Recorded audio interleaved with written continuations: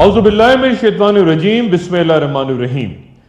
बहुत से ज़हनों में ये बुनियादी सवाल जन्म लेता है कि अलामात मसलन ज़हूर इमाम मेहदी, फितने दज्जाल और हजरत ईसा अलैहिस्सलाम के दोबारा नज़ूल का तज़किरा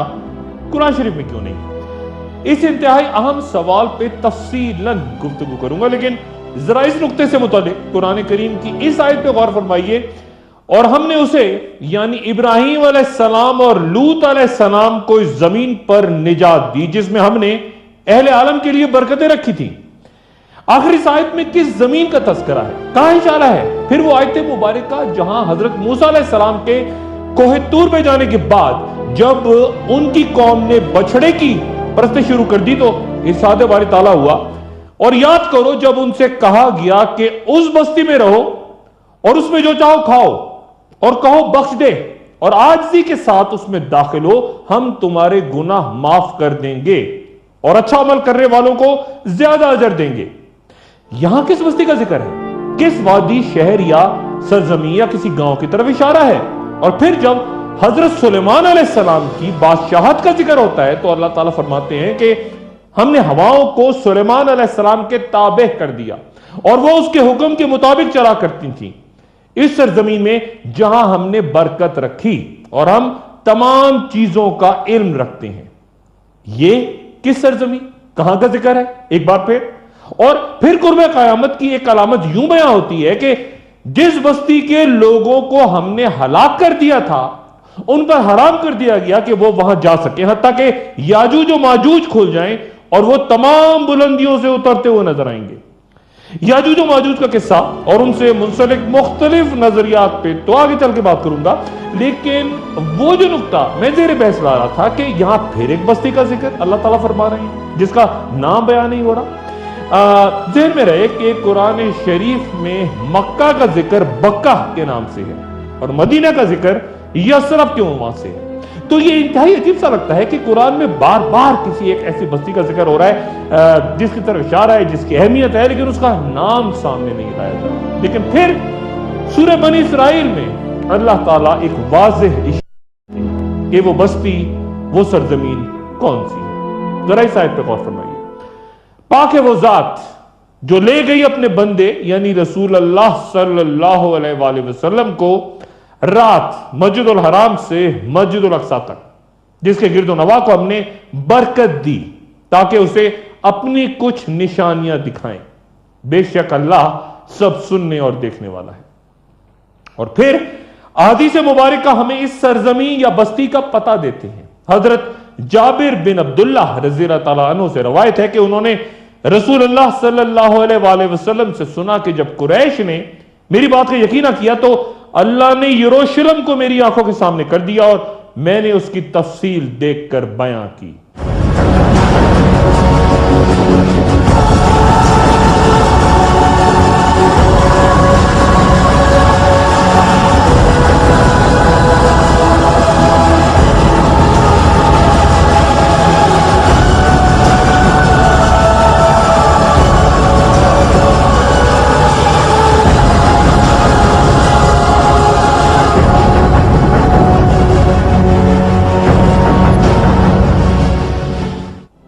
इन वाज़ेह इशारों के बावजूद एक अजब पुरस्कार सा मामला कि यरूशलेम का नाम कुरान शरीफ में नहीं है, जबकि कई अहम तरीन तारीखी वाक़यात जिनका जिक्र और क़यामत से मुतालिक अहम तरीन पेशगोइयां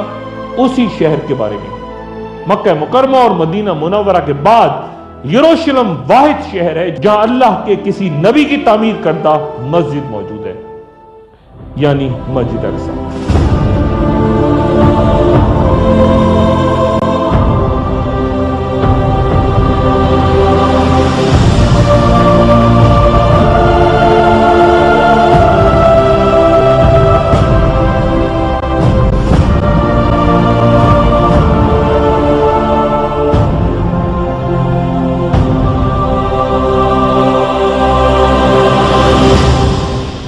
कई उलमा के नजदीक चूंकि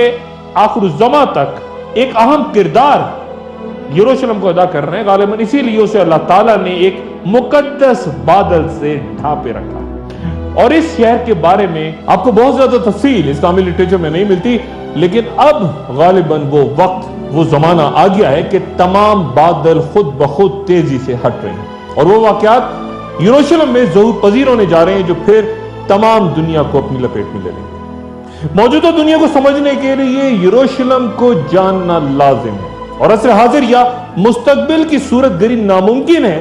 اگر آپ دنیا کی اس کلید یعنی یروشلم کو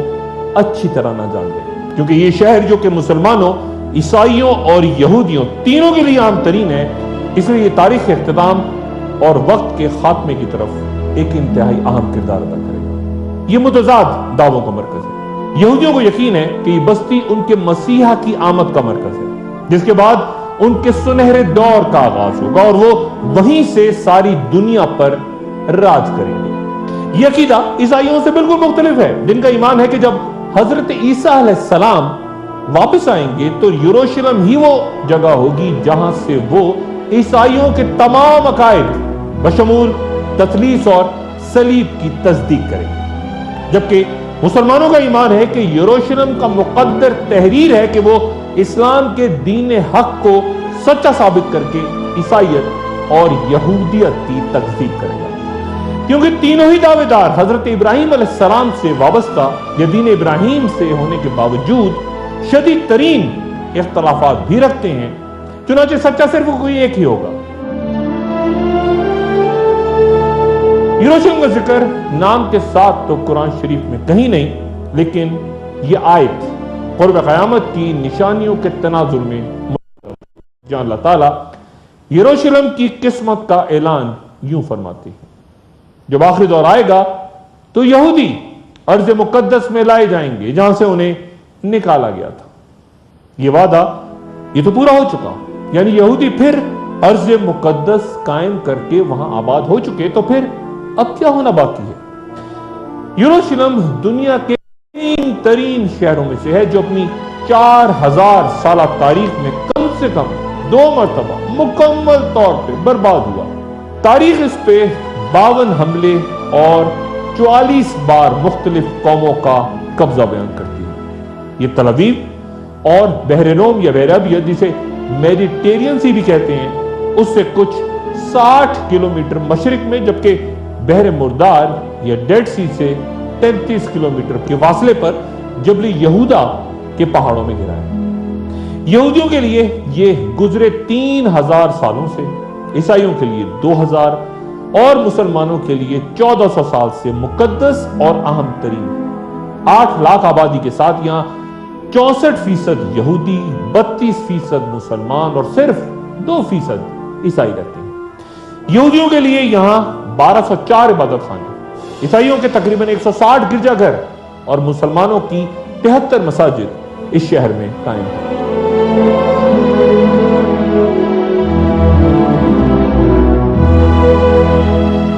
توریت میں تو نہیں، لیکن انجیل میں ہیکل سلیمانی کا ذکر 632 بار ہوا ہے، جس پہ تفصیلاً کچھ دیر بعد۔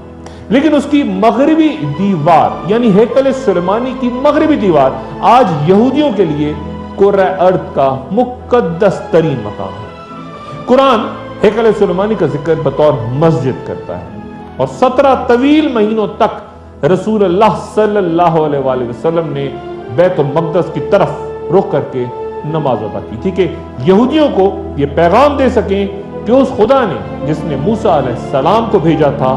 انہیں بھی یعنی رسول اللہ صلی اللہ علیہ وآلہ وسلم کو اپنا نبی بنا کے بھیجا، اور پھر قرآن نازل کرنے والا بھی وہی خدا ہے جس نے توریت بھیجی تھی۔ آخر الزماں یعنی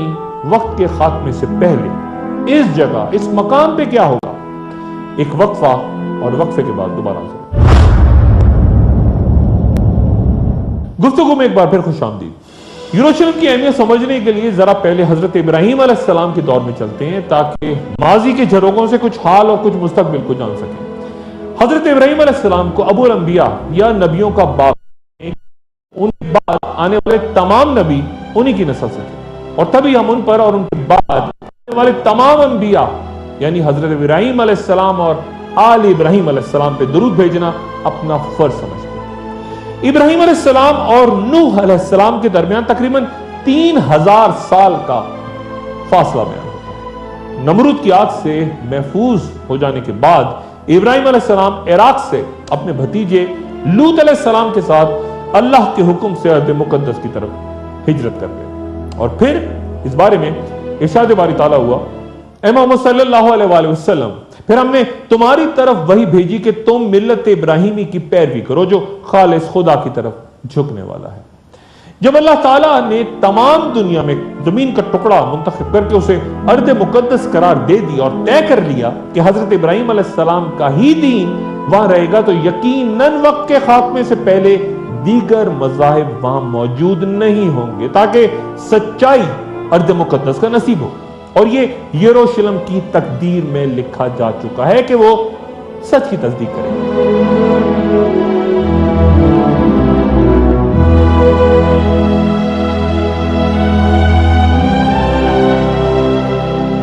आज यरूशलेम के दरो दीवार को देख के बहुत से माहिरीन आसार कदीमा शहर के खंडरात में दफन वो इमारतें तलाश करती हैं जो बारहा उजड़ने के बाइस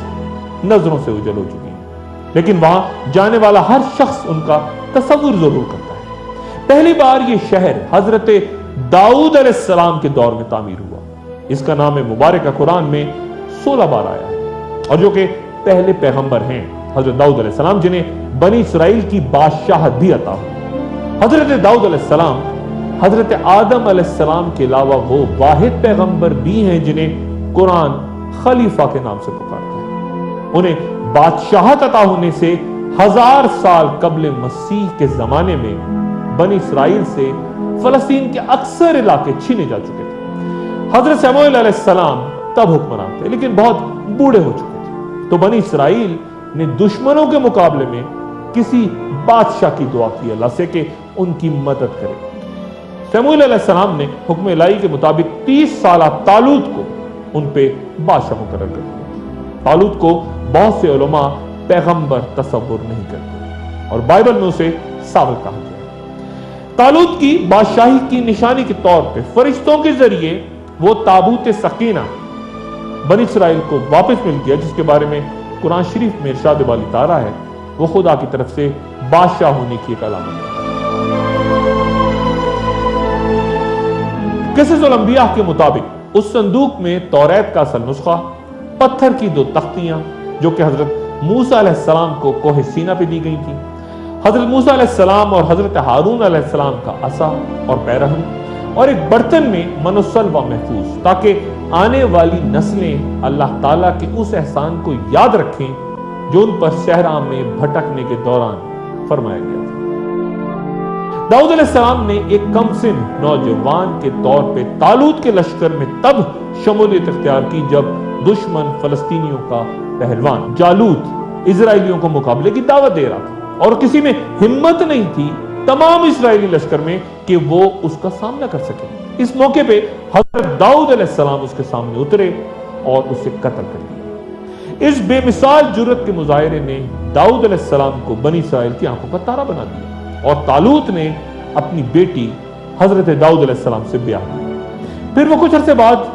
इजराइलियों के हुक्मरान हो गए।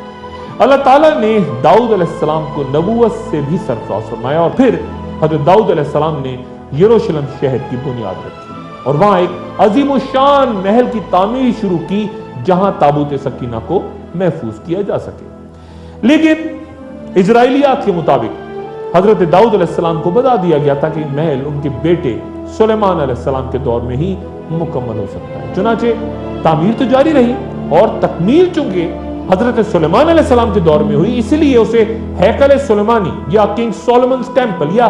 फर्स्ट टेंपल भी कहते हैं। हजरत दाऊद अलैहिस्सलाम ने बनी इसराइल पे 40 साल हुकूमत की और फिर उनके साहबजादे हजरत सुलेमान अलैहिस्सलाम ने, जिनकी हुक्मरानी का एक मुनफरद इम्तियाज ये था कि हैवानात भी उनके ताबे थे और जिनका जिक्र कुरान शरीफ में 17 मकामात पे और जिनकी सल्तनत के बारे में कुरान की ये आयात के ए मेरे परवरदिगार मुझे बख्श दे और मुझे ऐसी हुक्मरानी अता कर जो मेरे बाद किसी को भी मुयस्सर ना हो, बेशक तू बहुत अता करने वाला है। इजरायली रवायत के मुताबिक हैकल सुलेमानी की तामीर को 7 साल लगे। उनका यह भी अकीदा है कि हैकल सुलेमानी 410 साल तक अपनी जगह पे मौजूद रहा। حضرت سلیمان علیہ السلام کے بعد بنی اسرائیل آپس میں لڑ گئے اور نتیجتاً دو ریاستیں شمالی فلسطین میں سلطنت اسرائیل اور جنوبی فلسطین میں سلطنت یہود قائم ہو گئی۔ دونوں سلطنتوں میں شدید خونریزی کا آغاز ہوا اور پھر 7ویں صدی قبل مسیح میں حاشری فاتحین نے سلطنت اسرائیل کا خاتمہ کر دیا اور کچھ ہی سال بعد یعنی 587 قبل مسیح میں بابل کے بادشاہ بخت نصر نے سلطنت یہود کی بھی انسین بجا دی اور ہیکل سلیمانی کو اس طرح پیوند خاک کیا کہ اس کی ایک دیوار تک اپنی جگہ نہ کھڑی رہی۔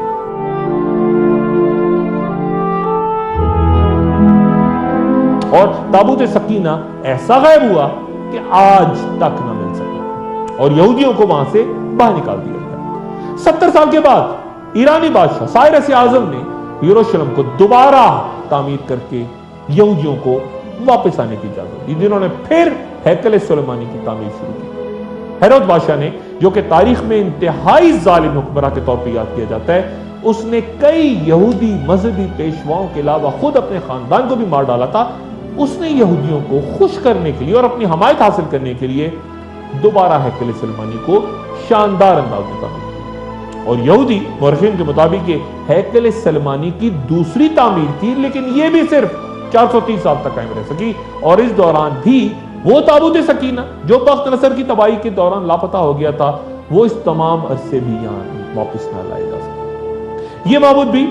70 عیسوی میں رومن حکمراں ٹائٹس کے ہاتھوں یروشلم کی تباہی کے ساتھ ہی پھر تباہ ہو گیا جب یہودیوں نے رومنز کے خلاف بغاوت کی ناکام کوشش کی۔ بیان ہوتا ہے کہ تقریباً 1.5 لاکھ یہودی اس دوران قتل ہو گئے اور ہزاروں کو پکڑ کے ایمفی تھیٹرز میں جنگلی جانوروں کے سامنے رومنز نے ڈال دیا اور کوئی یہودی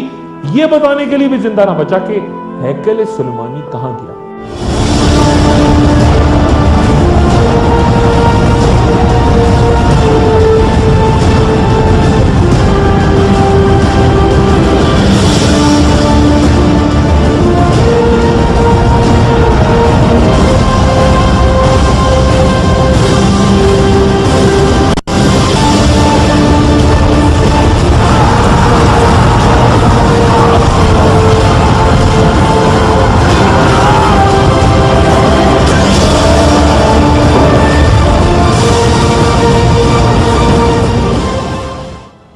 اکثر یہودی ماہرین آثار قدیمہ متفق ہیں کہ یہ موجودہ دیواری دریا حضرت سلیمان علیہ السلام کے ہیکل کی دیوار ہی نہیں بلکہ یہ دوسری بار جو ہیکل تعمیر ہوا اس ہیکل کے آثار ہیں جنہیں بعد میں رومنز نے برباد کر دیا تھا، لیکن وہ تابوت سکینہ آج تک نہ مل سکا جو پہلے ہیکل کی تباہی کے وقت غائب ہوا تھا۔ کچھ یہودیوں کا خیال ہے کہ وہ اردن کے جبل نیبو کے غاروں میں کہیں گم ہے جس کا ذکر انجیل میں بھی ہے اور کہا جاتا ہے کہ حضرت موسیٰ علیہ السلام کی تدفین بھی کہیں انہی پہاڑوں پہ ہوئی تھی۔ کچھ مورخین کے نزدیک تابوت سکینہ ایتھوپیا کے ایک چرچ میں اور ایسے ہی متضاد دعوے برطانیہ، روم اور فرانس کے مختلف حصوں کے بارے میں بھی ہوتے رہتے ہیں۔ دوسرے ہیکل کی مکمل تباہی کے بعد جب وہاں عیسائی حکمراں ہیکل کی حکومت قائم تھی تو رسول اللہ صلی اللہ علیہ وآلہ وسلم کی عرب میں ولادت ہوئی۔ اس دوران وہ یہودی جو یروشلم کی تباہی کے بعد جگہ جگہ اپنی بستیاں آباد کر کے قبائل کی شکل اختیار کر چکے تھے، اکثر وہ عرب میں مقامی بدوؤں اور قریش سے اپنے ان رشتوں کا ذکر کرتے رہتے جو کہ حضرت ابراہیم علیہ السلام کی اولادوں کے درمیان تھا۔ یہاں یہ تذکرہ لازم کہ یہودی حضرت ابراہیم علیہ السلام اور حضرت سارہ کی نسل جبکہ قریش حضرت ابراہیم علیہ السلام اور حضرت ہاجرہ کی اولاد ہے۔ حضرت اسماعیل علیہ السلام حضرت ابراہیم علیہ السلام اور حضرت ہاجرہ کے پہلے بیٹے تھے جنہیں حکم الہی کے مطابق ابراہیم علیہ السلام سرزمین مکہ ان کی والدہ ہاجرہ کے ساتھ چھوڑائے۔ وہیں زمزم کا چشمہ جاری ہوا، وہیں حکم الہی کے تحت اسماعیل علیہ السلام کی جگہ دمبہ ذبح ہوا اور وہیں بنو جہرم آباد ہوا جہاں حضرت اسماعیل علیہ السلام کی شادی ہوئی۔ حافظ ابن حجر کے مطابق کعبہ کی پہلی بنیاد حضرت آدم علیہ السلام کے ہاتھوں رکھی گئی تھی مگر پھر وہ بے نشاں ہو گیا۔ ابراہیم علیہ السلام اور اسماعیل علیہ السلام نے حکم الہی سے وہی جگہ کھود کر وہاں سابق تعمیر کی بنیادوں پر بیت اللہ کی تعمیر نو کی۔ عرب مورخین کے مطابق حضرت اسماعیل علیہ السلام اور ان کی والدہ حضرت ہاجرہ دونوں بیت اللہ کے قریب ہی مدفون ہیں۔ اسماعیل علیہ السلام کے 12 صاحبزادے تھے جو سب کے سب عرب کے مختلف قبائل کے سردار بنے، جبکہ ابراہیم علیہ السلام کے دوسرے صاحبزادے یعنی حضرت اسحاق علیہ السلام جو کہ حضرت سارہ سے تھے، وہ اسماعیل علیہ السلام سے 15 سال چھوٹے اور تب پیدا ہوئے جب ابراہیم علیہ السلام کی عمر 100 برس تھی۔ انگلش میں انہیں آئزک کہا جاتا ہے اور ان کی قبر بھی جبرون کے غار میں اپنے والد ابراہیم علیہ السلام کے ساتھ ہی بیان ہوتی ہے۔ اسحاق علیہ السلام کے دونوں بیٹوں یعنی عیسو اور یعقوب علیہ السلام کے درمیان تعلقات مثالی نہیں تھے، اس لیے چند روایات کے مطابق عیسو اپنے تایا یعنی اسماعیل علیہ السلام کے پاس مکہ چلے گئے، جبکہ یعقوب علیہ السلام جن کا عبرانی میں نام اسرائیل ہے، ان کی نسل سے بنی اسرائیل میں ہی بہت سے انبیاء مثلا یوسف علیہ السلام، موسیٰ علیہ السلام، یحییٰ علیہ السلام اور حضرت عیسیٰ علیہ السلام سمیت بہت سے دیگر یہ تمام پیغمبر بنی اسرائیل سے ہی تھے۔ بنی اسرائیل یعنی یعقوب علیہ السلام کی اولاد۔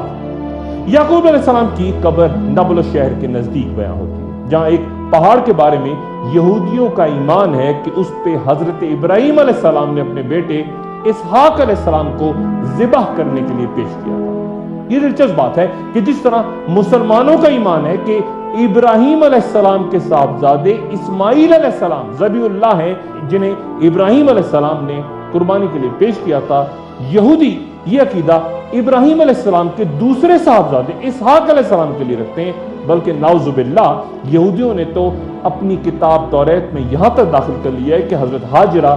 ابراہیم علیہ السلام کی بیوی نہیں کنیز تھی، نعوذ باللہ۔ اور ایسا یہودیوں نے صرف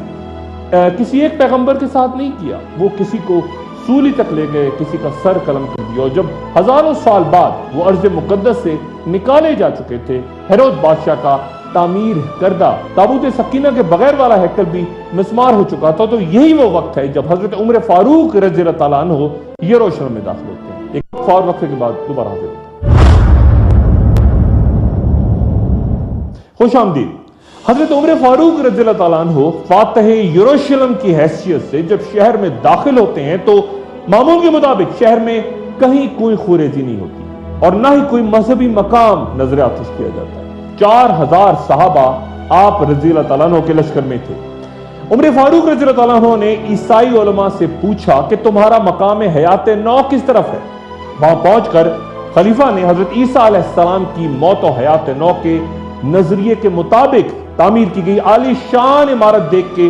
شدید غم و غصے کا اظہار کیا، کیونکہ اسلام نے حضرت عیسیٰ علیہ السلام کی صلیب پر موت کو غلط قرار دیا ہے۔ خلیفہ اسی مقام پہ کھڑے تھے کہ نماز کا وقت ہو گیا، ان سے درخواست کی گئی کہ وہیں نماز کر لیں، لیکن آپ نے فرمایا کہ اگر میں نے یہاں آج نماز پڑھ لی تو پھر مسلمان گرجے پہ قبضہ کر لیں گے اور اسی بنیاد پہ اسے مسجد بنا لیں گے کہ یہاں خلیفہ نے نماز پڑھی تھی۔ پھر آپ نے فرمان جاری کیا کہ یہاں کوئی مسجد تعمیر نہیں ہوگی۔ پھر حضرت عمر رضی اللہ تعالیٰ عنہ وہاں پہنچے جہاں کبھی یہودیوں کا ہیکل سلیمانی تھا اور یہ دیکھ کر حیران رہ گئے کہ عیسائی وہاں کوڑا کرکٹ پھینکا کرتے تھے۔ عمر فاروق رضی اللہ تعالیٰ عنہ نے دونوں ہاتھوں سے کوڑے کا ڈھیر اپنی جھولی میں اٹھایا اور شہر کی دیواروں سے باہر پھینکنے لگے، جس پہ دیگر صحابہ کرام نے بھی ان کی تکلیف کی۔ خلیفہ نے علم اسرائیلیات کے ایک ماہر کو طلب کیا اور اس کے سامنے قرآن شریف کی 17ویں اور 18ویں سورتیں تلاوت فرمائی، جن میں حضرت داؤد علیہ السلام، حضرت سلیمان علیہ السلام اور ہیکل سلیمانی کے واقعات تھے۔ پھر انہوں نے یہودی علماء سے پوچھا کہ وہ اس بہترین مقام کا چناؤ کریں جہاں مسلمان نماز ادا کر سکیں۔ یہودیوں نے شمال کی جانب ایک پہاڑ کی طرف اشارہ کیا، لیکن ان کی تجویز خلیفہ نے دلیل کے ساتھ مسترد کر دی کہ اگر مسلمانوں نے وہاں نماز پڑھی تو مکہ کے ساتھ ساتھ ان کا رخ یہودیوں کے مقدس مقامات کی طرف بھی ہو جائے گا۔ اور پھر عمر فاروق رضی اللہ تعالیٰ عنہ نے ہیرود بادشاہ کی شاہی بالکنی کی جگہ کا انتخاب کرتے ہوئے وہاں سادہ لکڑی سے ایک عمارت تعمیر کی تاکہ رخ صرف کعبہ کی طرف ہے۔ یہ مسجد اقصی ہے۔ پہلی اذان کے لیے حضرت بلال حبشی رضی اللہ تعالیٰ عنہ سے درخواست کی گئی، جو کہ اپنے آقا و مولا رسول اللہ صلی اللہ علیہ وآلہ وسلم کے بعد سے اذان دینا چھوڑ چکے تھے، لیکن حضرت عمر فاروق کے اصرار اور صحابہ کرام کی درخواست پر وہاں پہلی اذان بلال حبشی رضی اللہ تعالیٰ عنہ نے، اور پھر سب نے خلیفہ کے پیچھے نماز پڑھی۔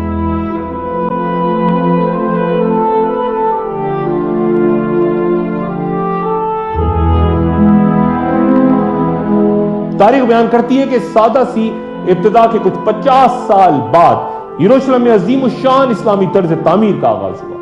تو یہ شہر بیت المقدس یا القدس کہلائے جانے لگا، اور پھر 72 ہجری میں خلیفہ عبد المالک بن مروان نے اس مقام پر جہاں سے رسول اللہ صلی اللہ علیہ وآلہ وسلم شب معراج کو براق پہ سوار ہو کے آسمانوں پہ تشریف لے گئے تھے، ایک ہشت پہلو عمارت کی بنیاد رکھی جسے مکمل ہونے میں 4 سال لگے اور جسے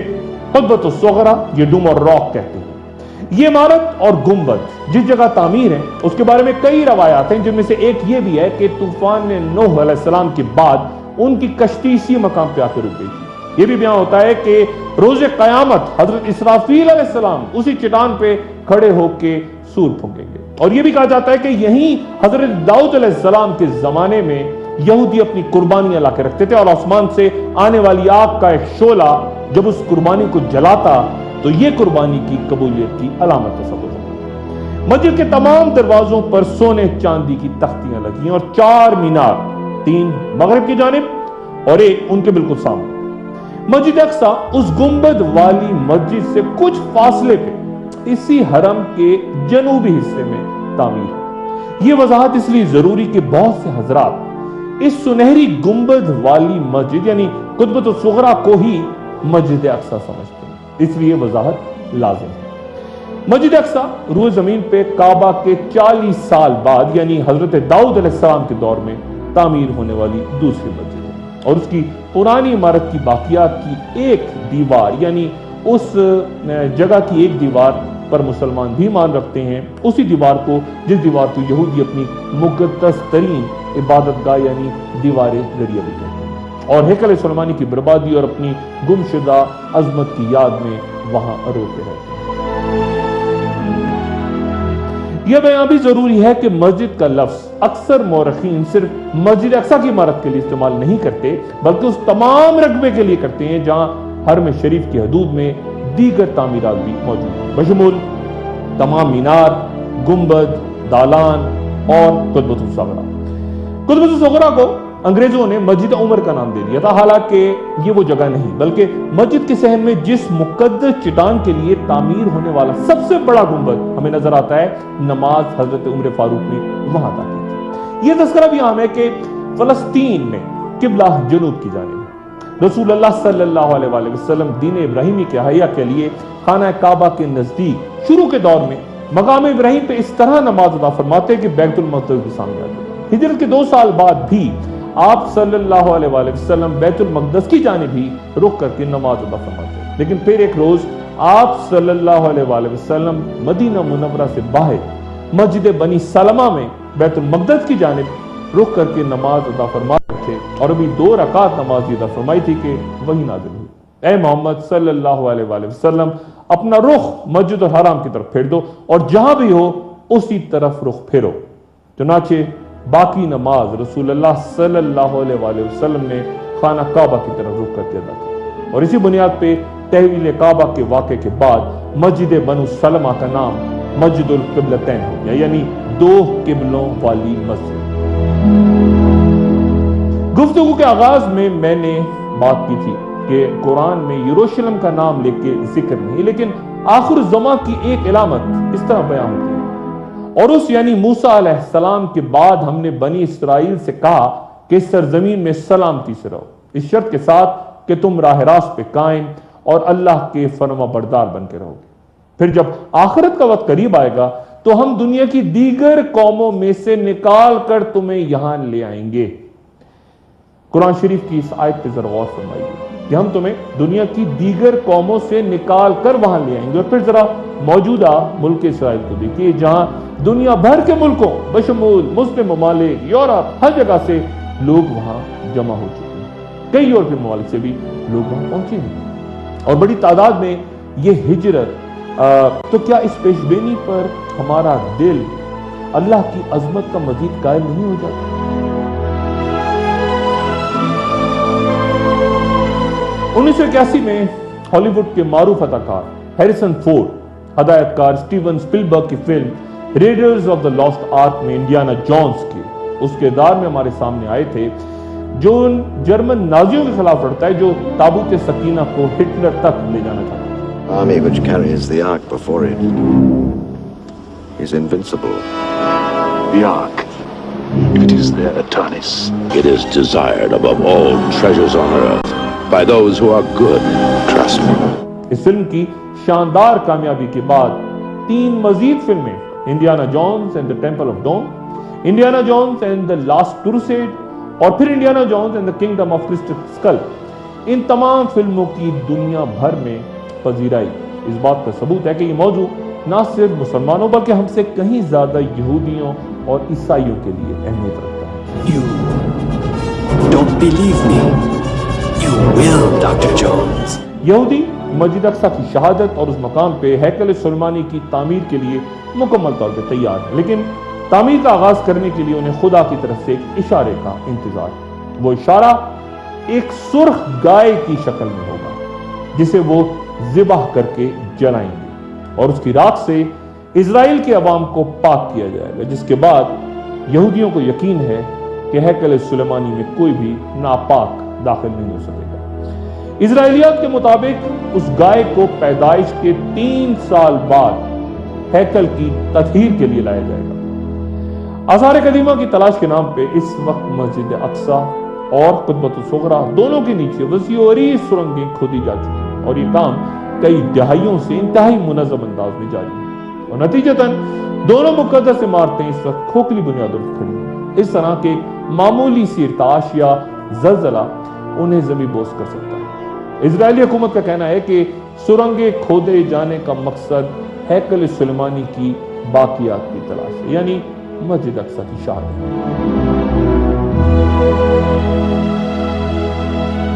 آج کی نشست کا اختتام رسول اللہ صلی اللہ علیہ وآلہ وسلم کی اس دعا پہ انتہائی غور کی درخواست کے ساتھ کر رہا ہوں جس کا آئندہ بھی گفتگو جاری رہے گی کہ حضرت عبداللہ ابن عمر رضی اللہ تعالیٰ عنہ سے روایت ہے کہ رسول اللہ صلی اللہ علیہ وآلہ وسلم نے فرمایا کہ یا اللہ ہمارے شام پہ رحم فرما اور ہمارے یمن پہ رحم فرما۔ لوگوں نے پوچھا اور ہمارے نجد پر؟ تو رسول اللہ صلی اللہ علیہ وآلہ وسلم نے پھر فرمایا کہ یا اللہ ہمارے شام اور ہمارے یمن پہ رحم فرما۔ لوگوں نے پھر نجد کا پوچھا تو آپ صلی اللہ علیہ وآلہ وسلم نے فرمایا کہ وہاں زلزلے اور تباہیاں رونما ہوں گی اور وہیں سے شیطان اپنا سر نکالے گا۔ آخر زمان یعنی اینڈ آف ٹائمز کا وہ دور جہاں سانحے، خوریزی اور جنگی وہ منظر نامے جن کے بارے میں سب کچھ تفصیلاً قرآن و حدیث میں بیان ہو چکا۔ اگلی نشست میں اپنا دوستوں اور رشتہ داروں گرد و نواح کے لوگوں کا سب کا خیال رکھیے گا۔ اللہ حافظ۔